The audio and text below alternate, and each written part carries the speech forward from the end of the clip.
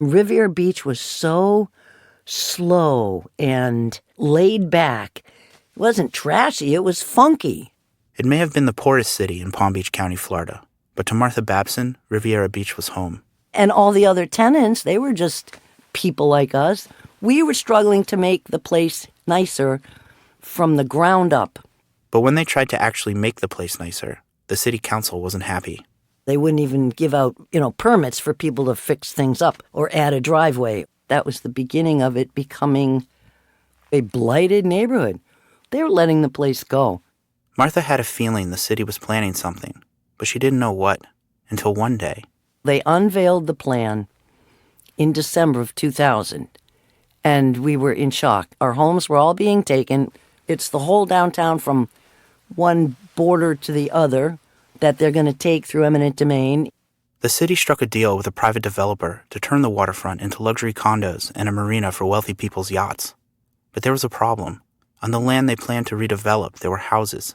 Over 2,000 houses, and 5,500 people lived inside them, including one man who lived at the Riviera Beach Municipal Marina in a floating house.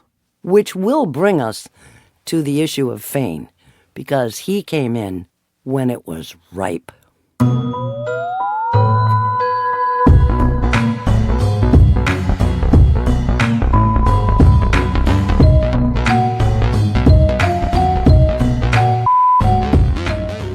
I'm Matthew Billy, and you're listening to Bleeped, a new podcast about censorship and the people who stand up to it, because sometimes free speech comes with a price.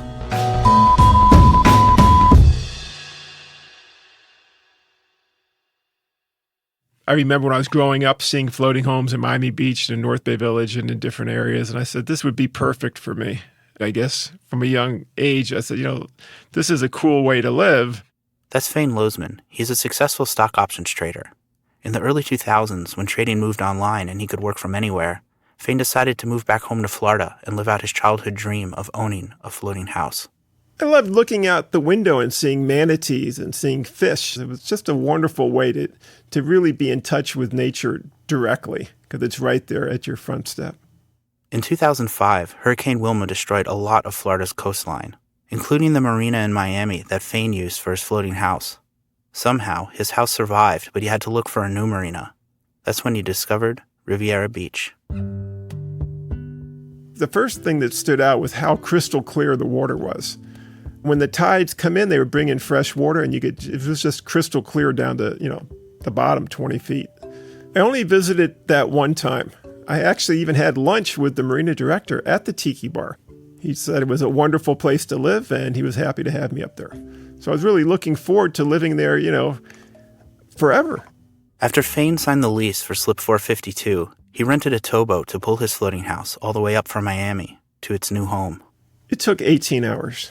You can't stop. There's nowhere to pull over and tie off. I was a little bit fatigued, but I was quite happy to finally get there. And what did you do when you got there? We tied off, and I was starving. I went right to the Tiki Bar and ordered a meal. But before his order arrived, a guy sitting next to him struck up a conversation. And one of the customers there said, hey, why did you come up here? They're going to privatize this marina and make it into a mega yacht, upscale marina. And I was like, wow, I just got here. I was in shock because I had signed a lease agreement and no one bothered to tell me, like, hey, you're going to have to leave in a few months when we privatize the marina and start kicking everybody out. Did you confront the director? Yeah, I actually went to his office and I said, what's going on? He just, shrugged his shoulders. And then I started learning about the redevelopment program and about eminent domain. I went to purchase some seashells for my girlfriend at the time. I went in there and this woman was just crying. She was so upset. And it had to do with the threat that they were going to take her property away. She explained how she had come to the country and had married a gentleman, and they had run the business together, and then he passed away, and this was her only means to support her two young children. And in the back of my mind, I said, I'm going to fight this out. We're going to figure a way to stop this from happening.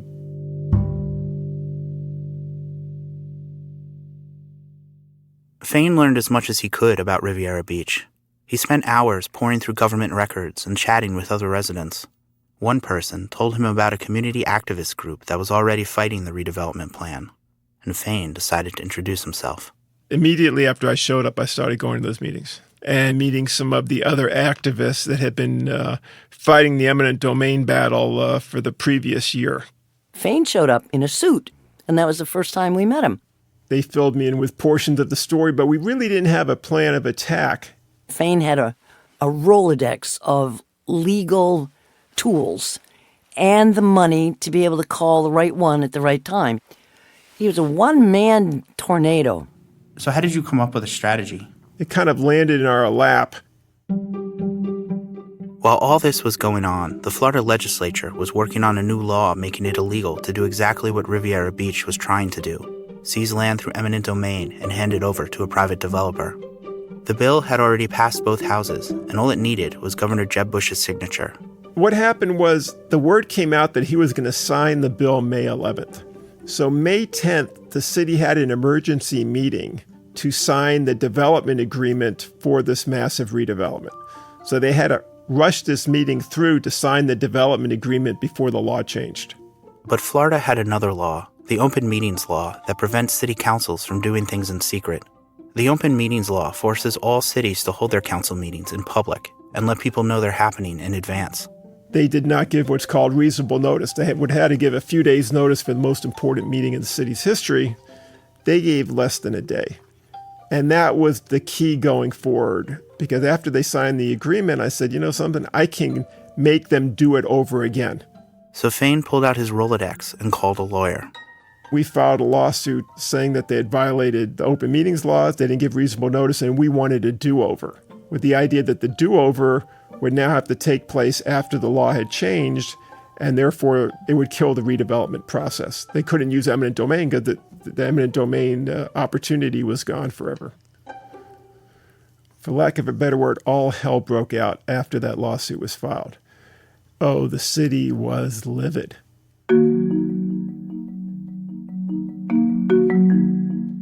I was being followed around by marina security. I would walk my dog, and they would call the police. The police would come over and say the marina director called the police that I was walking my dog.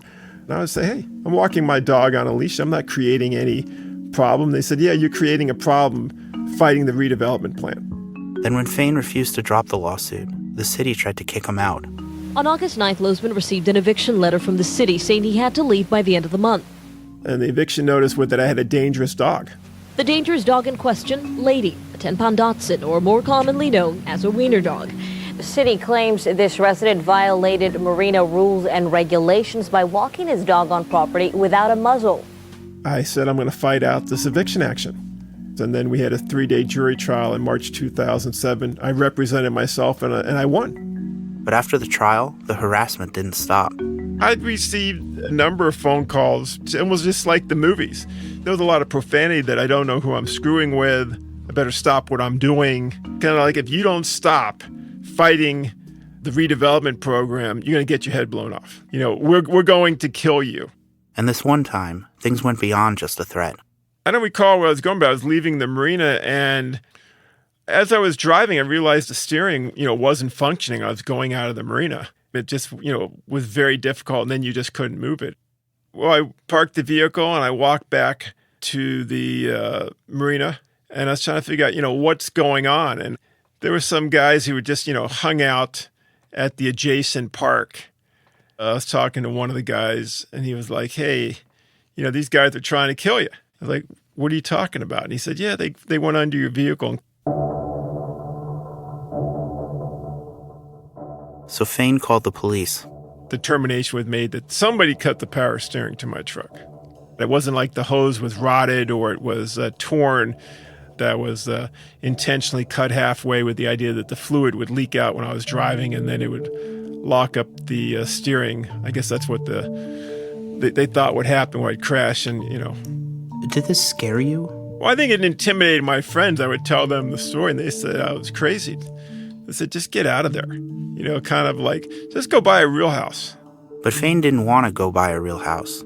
He liked his floating house, and he had people cheering him on. I mean, I would go to Publix, and people I wouldn't know would come up and give me a kiss, say, thank you for trying to save my home. So we were all in this battle together.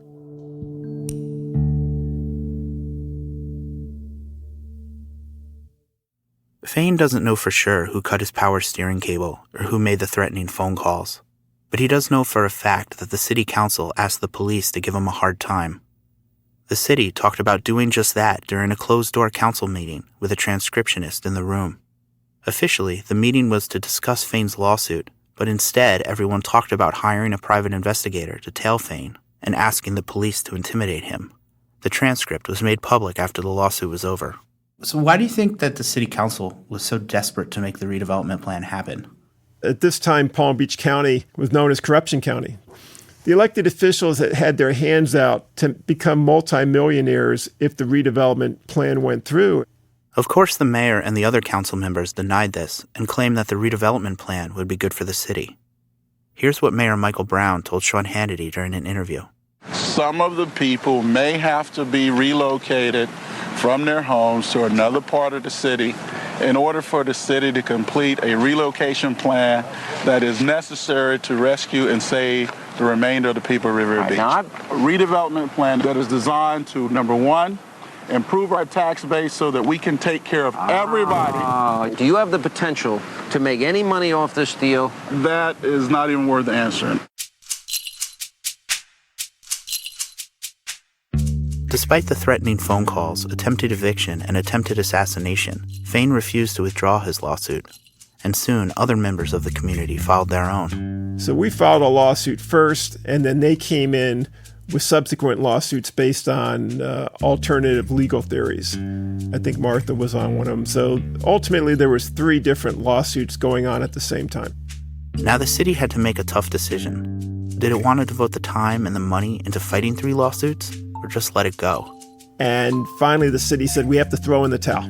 We can't keep fighting this out. So November 15th, 2006, they had a city council meeting where they agreed to abandon the eminent domain portion of the redevelopment. I remember all the media was showing up, all the TV stations were showing up, and I had put on a suit that night. I normally don't get dressed up.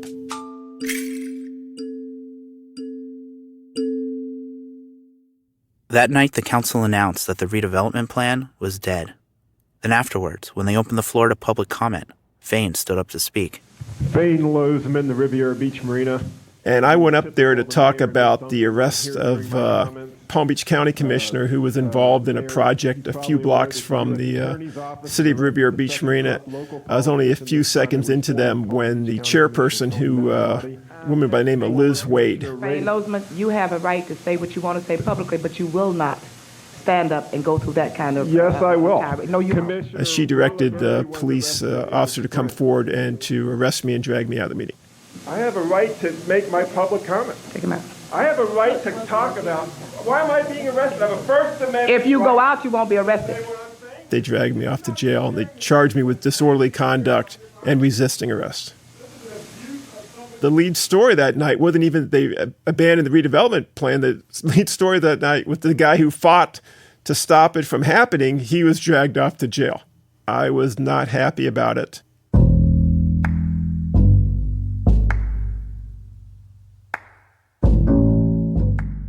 The city may have lost their eminent domain battle, but they didn't fully scrap their redevelopment plans. The municipal marina where Fane lived was a public marina. The city already owned it, and that meant it was theirs to sell to whomever they wanted. They signed a new development agreement with the master developer limited to the city marina. A decision was made they had to get me out of that marina again. By now, the city knew that intimidation tactics and baseless eviction notices didn't scare Fane. So on an April morning in 2009, they tried a different approach. I took my dog and we went to do some shopping at a grocery store and run some errands. And then when we came back, there was all these U.S. Marshals with sidearms strapped to their legs and body armor. And a towboat from Towboat U.S. was there. And it was like, what is going on?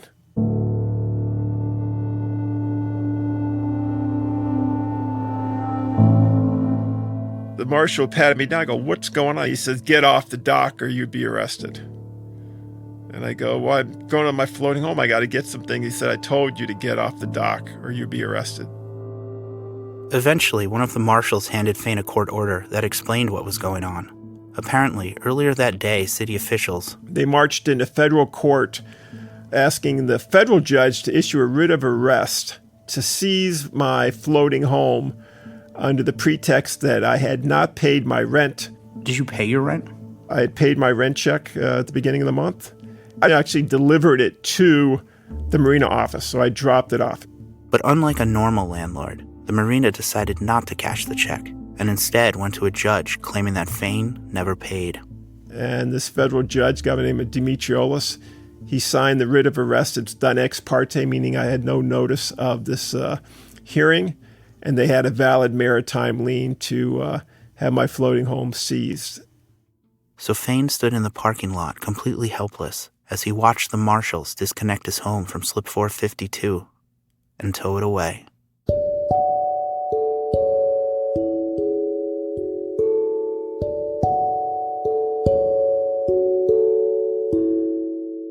Everything that I owned was on the floating home. All my clothes, my computers, my trading stuff, everything was on there.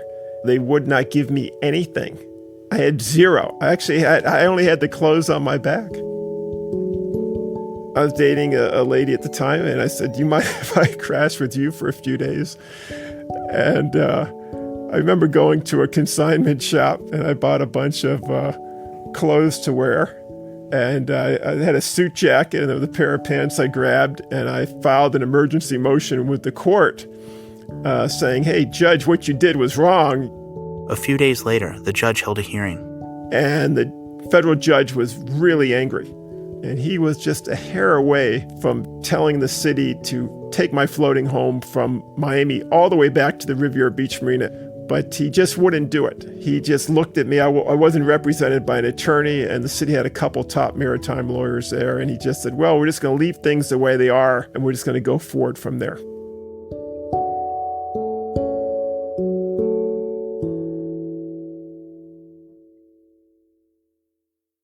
A few months after Fane's house was towed away, the official trial was held and he had a chance to defend himself. His argument is complicated, but it boils down to this. Maritime law gives federal courts authority over vessels. Vessels are typically defined as ships or other means of transportation that can move on their own over water. But Fane argued that because his house lacked an engine and couldn't move on its own, it wasn't a vessel, and therefore the federal judge who signed the writ of arrest did not have the jurisdiction to do so. But the law code leaves some room for interpretation, and the judge disagreed. And he said, well, anything that floats, including 3 men in a wash tub and Pinocchio in the whale, is a vessel, and that therefore he did have jurisdiction, and he ordered my floating home sold on the courthouse steps. The judge also told Fane that before auction day he could remove a few of his belongings from the house. It was being kept at a dock in Miami, so Fane drove down for one last look. The home was in horrible shape. When they towed it from the Riviera Beach Marina, they towed it much faster than it should have been towed. So it developed some cracks in the hull. There were the few feet of water sitting in the hull area. There was mold and mildew everywhere because they never hooked it up to electricity for the air conditioning system. The home had really rotted away a lot. I mean, it must have really hurt you to see that. Oh, it did. It brought tears to your eyes. I was disgusted, and it was just heartbreaking.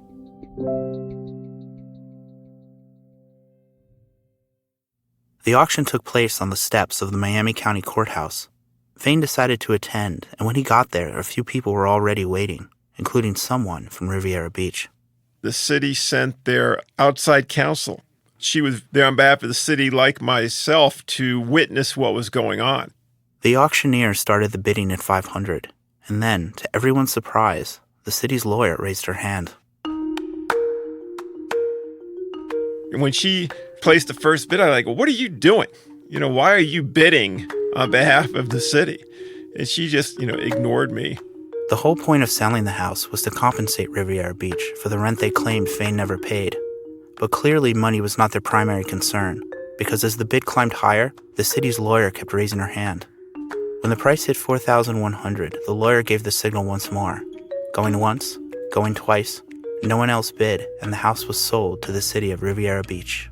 I think I probably said some nasty things there. I don't really remember what I said, but I was just incredulous that the city would go to that effort, because they wanted to make sure that it could never come back. And then to rub salt in the proverbial wounds, Riviera Beach hired a demolition company. They spent $6,900 of taxpayers' money to destroy it. I'd go up to the fence line and take pictures of it being demolished. It was just a terrible thing to see happen.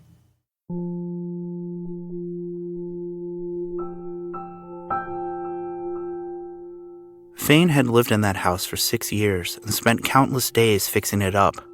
He had added new siding, a new stove, new roof, new everything. But the demolition company undid all of that in less than a week. Each day, Fane stopped by the demolition site and watched his house taken apart, piece by piece. I said, I don't care what it costs me. I'm going to fight it out to the end. So Fane went back to the courts. We took an appeal to the U.S. Court of Appeals, and they said that same stupid thing that, anything that floats is a boat, including, 3 men in a wash tub. Your thing floated, it's a boat. Fane's last hope was asking the Supreme Court to hear his case, but that was a long shot. The Supreme Court gets like 8,000 petitions a year, and they grant, that year I think they granted 75. People thought I was nuts to go ahead and fight that out because the odds are so small. Even the people close to me, they're saying, Fane, that's, a needle in a haystack. You're not going to have the Supreme Court take this admiralty case. What are you doing? And I said, I don't care. I did a Google search one night looking for who's the top Supreme Court litigator, who's the best, and a guy by the name of Jeffrey Fisher came up. And I reached out to him. I'm not sure whether Fane knows this or remembers it if I told him, is he sent me an email out of the blue that I almost missed because it happened to land in my spam filter.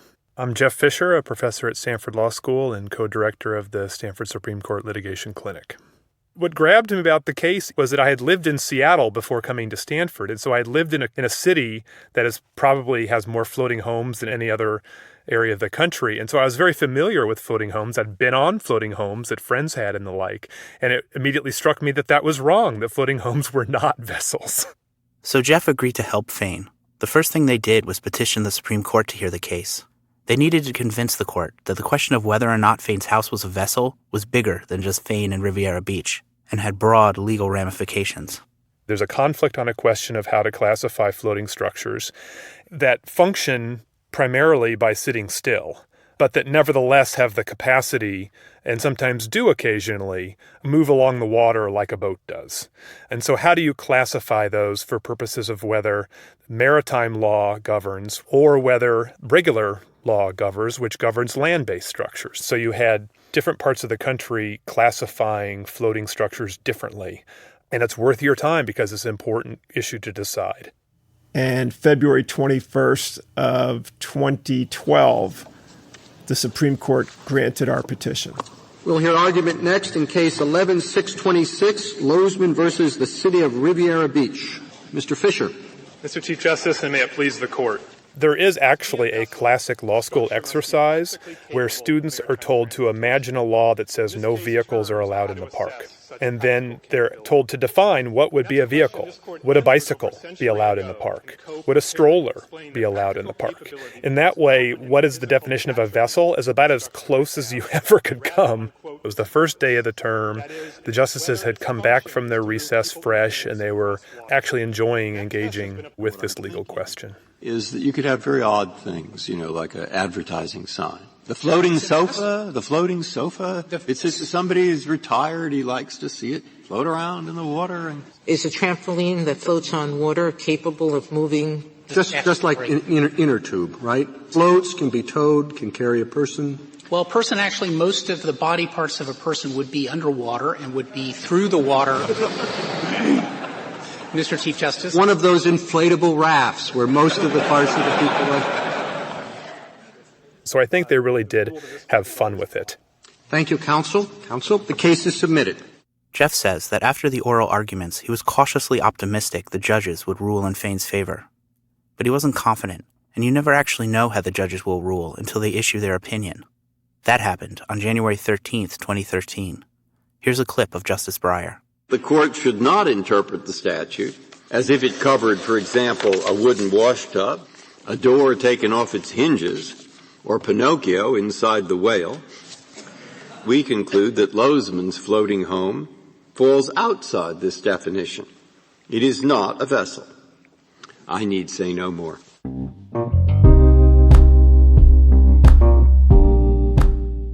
And by a vote of 7-2, the Supreme Court agreed with me, and they reversed the 11th Circuit. So I was very happy about the language the Supreme Court used to slap the Court of Appeals and the district judge.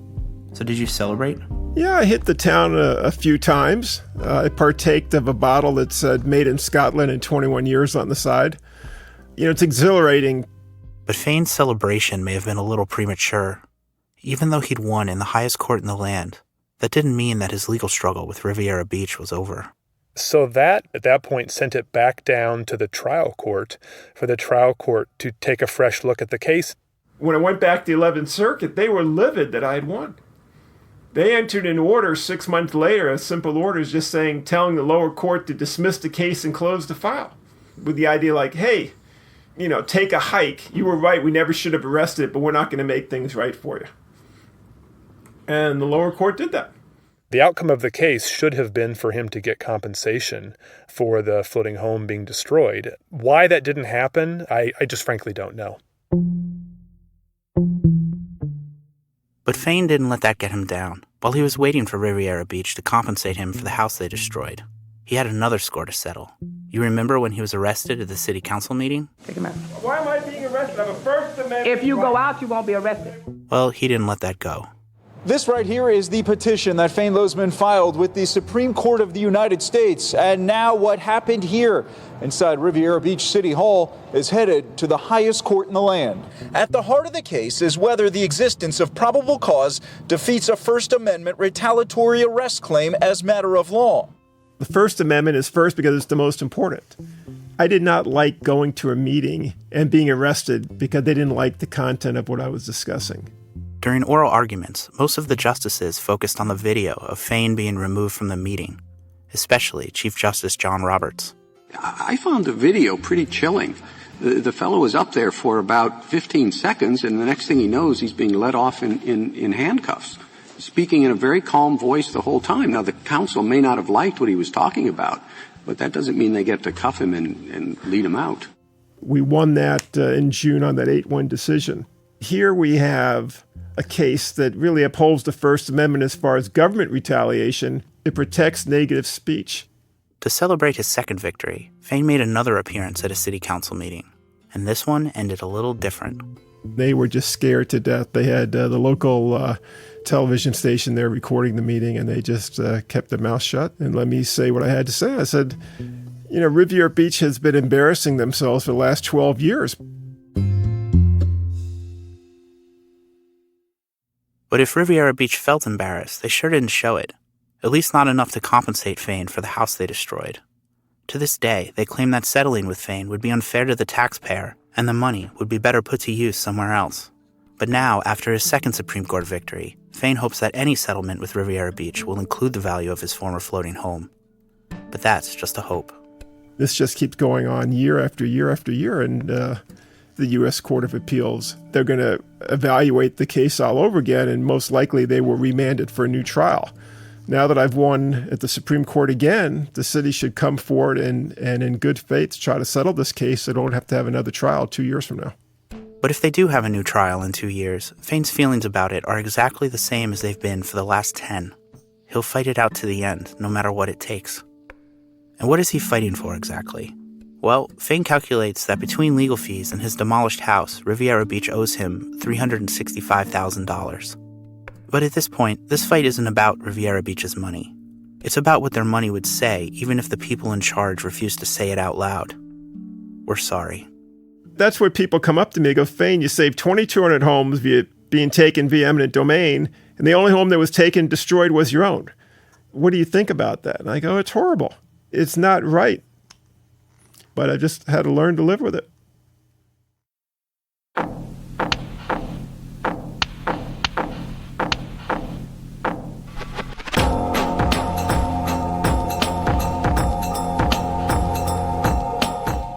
This episode of Bleeped was produced by me, Matthew Billy. Rebecca Seidel was the editor. The theme song was composed by the mysterious Breakmaster Cylinder. Huge thanks to Fane Lozman, Martha Babson, and Jeffrey Fisher for being our guests. And a very special thanks to Renee Corey for sharing some Riviera Beach history with me. Be sure to subscribe to Bleeped on Apple Podcasts, Spotify, or wherever you like to listen. You can also follow us on Instagram and Twitter or visit our website, bleep.org. Thanks for listening.